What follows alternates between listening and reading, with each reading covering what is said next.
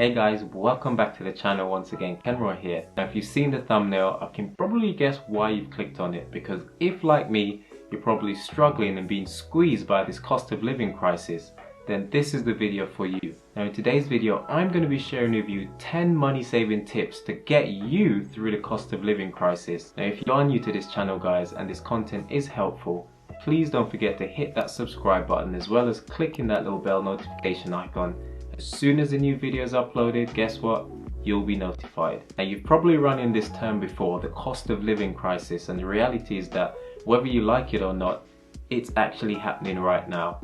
Now Sophia and I, we've been feeling the squeeze, and I'm sure maybe you're going through the same situation. Now Sophia and I put together 10 tips which hopefully will help you make it through this cost of living crisis. Now let's get straight into it with tip number 1.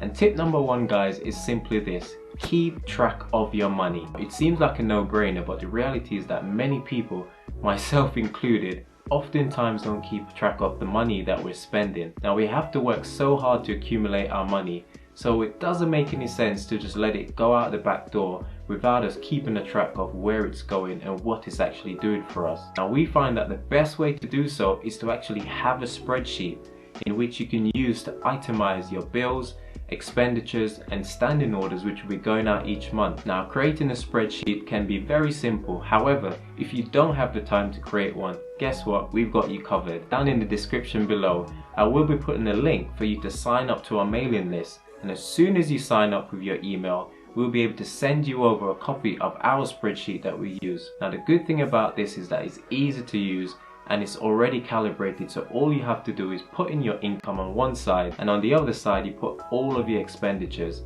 and then it will give you a total of how much money you've got coming in versus how much you're spending each month. Trust me guys, tip number 1 is so vital if you're thinking about saving your money and trying to make it through this cost of living crisis. Now tip number 2, this one is something that perhaps your mom and your dad have told you while growing up, and that is to separate your wants from your needs. Or is it a want from your needs? Regardless, everybody know what is essential for them to survive and what they need in their household.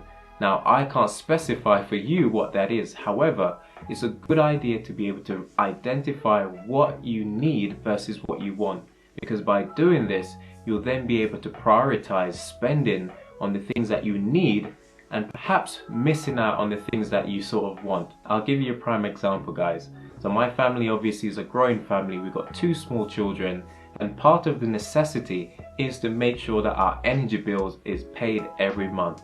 That way we can keep the lights on and of course heat our home. On the flip side, our children absolutely love going to McDonald's. Now unfortunately, McDonald's isn't very cheap, nor is it healthy anyway. So we have to be able to recognize the wants from the needs. And while we might occasionally treat them to some McDonald's, we have to recognize that we have to put our needs ahead of the wants. So that's tip number 2 guys. Never spend your money on things that you cannot afford. Always put the needs first, and then whatever's left over, you can then treat yourself to some of the things that you want. Now tip number 3 guys, and this is avoid using credit cards. But hold on, you've probably heard me said in the past that credit cards are fantastic. And yes, in context they are really good if you're disciplined enough and know how to use them. But on the flip side, as I also said in the past, they can be very damaging and detrimental, so you have to know what you're doing when it comes to using credit cards. Now I use credit cards, but over the years I've gotten a lot of experience of how to use them in order to make them work for me and my family. Now I normally tell people not to use credit cards unless they're absolutely sure and certain how they actually work. Now typically a credit card should only be used to spend for emergencies unless you're going to pay that money back straight away. I'll give you another example. Whenever I go shopping in my local supermarket, I use my credit card to pay for my groceries, and then within that month I immediately pay off and clear that debt completely for that credit card, so that way I won't incur any additional charges. Now this obviously gives me a couple of good perks, which is the first one is to actually gain some points, whether it's a Sainsbury's Nectar card or Tesco Club card, whatever it is. Some people even have American Express. And the other good thing that you can actually do is help to boost your credit score. Now if you're somebody who's struggling with your credit score, then perhaps when managed properly, a credit card could be a fantastic way to boost your credit score. Now this is why I put this on the list. Be careful when using credit cards, and where possible, avoid them altogether. And moving on to tip number 4, guys, and this one is save money regularly. Now of course, it's never a good idea to wait for an emergency before you start saving. And I always advocate for saving even in the good times. 7 years of plenty, as the Bible always says. Save money whenever you can, so that when the rainy days come, or when the tough time, or in our case right now, when the cost of living crisis comes around, at least you might then have a little cushion to fall back on in case of an emergency. Now what Sophia and I often do is create a couple of separate accounts that both her and myself can save into, and each month we allocate according to our budget, which we use from that handy spreadsheet we spoke of before. We then allocate a certain amount of money to be sent directly into that account. Now even if you're saving £20 a month, guys, you'll be surprised of how quickly, as the months roll on, that can actually add up into several hundreds of pounds. And trust me, when you need that money, at least you know it will be there. Now we're halfway there, guys, with tip number 5, to use cashback store cards.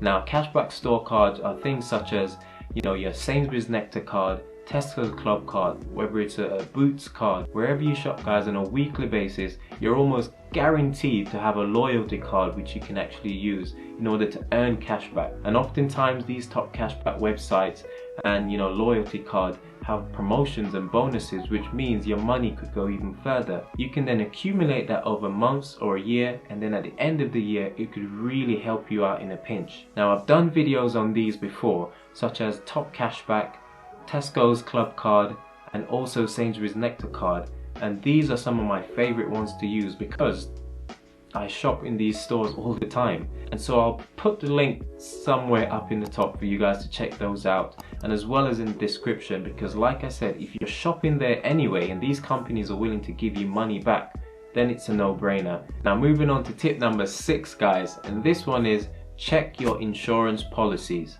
Now how many times have you had insurance policies that have overlapped, and basically you end up paying so much money, when the reality is that oftentimes you can condense those insurance policies. Sometimes you've got insurance that covers your mobile phone, you know, your washing machine, your appliances in your house, then you've got home insurance, then you might have a separate one of content insurance. Why not try to bring all of your insurance policies under one banner, where possible of course, and try and pay one monthly fee? And I guarantee you, you'll save yourself some money rather than having several different insurances. Now tip number 7, guys, is one which oftentimes we don't look at, and this is to be careful about spending significant amounts of money on a particular item. I'll give you a prime example. Many of us enjoy going away on holiday, and we'll spend all year saving up for this holiday, which of course isn't a bad thing. We all deserve to have fun and enjoy ourselves. However, be very careful when spending huge sums of money, especially if you don't have anything in reserve. Now oftentimes we spend in order to enjoy ourselves, and while we're abroad, for example, enjoying ourselves, you know, we could be coming back to fines or unexpected bills, you know, washing machine or stuff breaking down, whatever it is. So it's always a good idea, guys, to make sure that you know what you're spending, because huge bills can sometimes come out of nowhere, and it's a good idea to make sure that you're certain before spending all of your cash. Now if you stuck around for this long, guys, thank you so much. Please stick around for the end, because I will be giving you guys a bonus tip which has been really helpful for myself and my family. But right now we're moving on to tip number 8. Try your best to consolidate and to bring all of these different packages under control. And where possible, guys, and I know it's tough sometimes, guys, to get rid of that Netflix or to get rid of that Amazon Prime or whatever it is that you hardly ever use. And you know, be honest, sometimes you start these things with the best intention. It could be a gym membership, it could be a cinema membership, whatever it is. But then as the weeks and the months go on, you end up just paying, lining the pockets of these companies, making them rich, while all the time making yourself poor. So think about cutting or downgrading these services, and I guarantee you could save yourself hundreds of pounds each month. Now I've done a video a little while ago, I'll put the link above, which talks about the subscription economy and how it's keeping us broke. Things such as Netflix, Hulu Plus, Disney Plus, and so much money going out the window. Now tip number 9, guys. Now this one is very contentious at the moment, I'm sure, and it's simply lowering your energy bills. Now, there's no easy way to do that at the moment because the energy prices are absolutely through the roof. However, that doesn't mean that there's nothing at all you can do. You remember your parents always telling you, switch off the lights when you leave a room, don't run the tap for too long, time yourself in the shower, and the list goes on. Very interesting now that even on the TV, on the BBC, ITV and so on, they are giving these exact same tips, trying to get people to use less energy in order to save money. Now Sophia and I, we've looked at our energy usage from 2021 and compare them with 2022, and let's just say that we made a drastic change in the simple fact that we were just putting on our central heating for fun last year, while this year we've made a real conscious effort to make sure that we dress nice and warm. You know, we don't use energy when we don't need to, and we're also very intentional of how we're using our energy. So whatever you can do, whether it's helping to insulate your home, making sure that your windows are closed or draft proof, switching off lights, you know, never boiling the kettle more than you need to, and so on, the list goes on. The government has stepped in to try and keep the energy prices low, but as far as I'm aware, next year things are going to get really tough, as the price caps are actually going to be lifted. Now guys, you've made it all the way to the end. I want to thank you so much. Now remember to stick around because I've got one more ace up my sleeve. But tip number 10 is try not to do random spends whenever you go out. Now this one is something that has plagued humanity, I believe, since the dawn of time. You know what I mean. You go out to the supermarket to buy a loaf of bread. That's all you went there to buy, to make, I don't know, sandwiches for lunch the next day, to have for your breakfast. Then you get in the supermarket and what do you see? All of these signs showing you discounts and sales, and before you know it, you're coming out with bags full of shopping. Now this is something, guys, if left unchecked, will easily run you into the negative each month. Now obviously this requires a huge amount of discipline, but what I also suggest is, where possible, you know, only take the amount of money you need in order to go shopping. Now, I know many people these days don't use cash. However, cash is actually really good in stopping you from spending too much. And that, my friends, is such a powerful way of actually reducing the amount of money you spend when you go out shopping. So if you're somebody who really struggles with overspending when you go out shopping, do remember to think about using only cash when you go out to pay.